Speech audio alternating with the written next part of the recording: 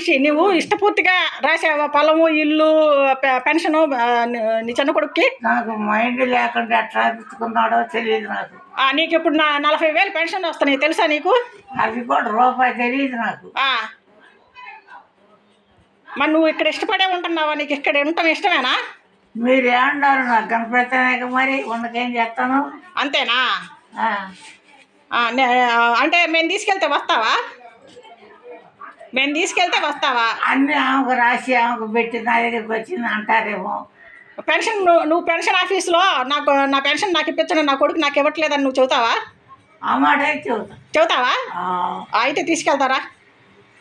ఆ మాట అయితే నాకు 2 కొడుకులు 2 కూతుళ్ళు. చెప్పు. ఆ 2 కూతుళ్ళు కాదు, కొడుకులు కాదు, ఎవరో పక్కన చూస్తుంది, అన్నం వండి పెడుతుంది.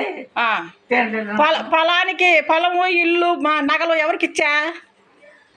ఇంట్లో ఉన్నాడికి ఇచ్చా. మరి ఆడు నిన్ను బాగా చూస్తున్నాడా? ఏదో నాకు రూపాయి ఆమె వండి పెట్టుద్ది. ఆమె ఊరు వాళ్ళ అత్తగా, వాళ్ళ అత్త పెత్తనం ఇక్కడ కావాలా నీకేనే ఆ వండి పెట్టుద్ది. అన్నం వండి చేతిలో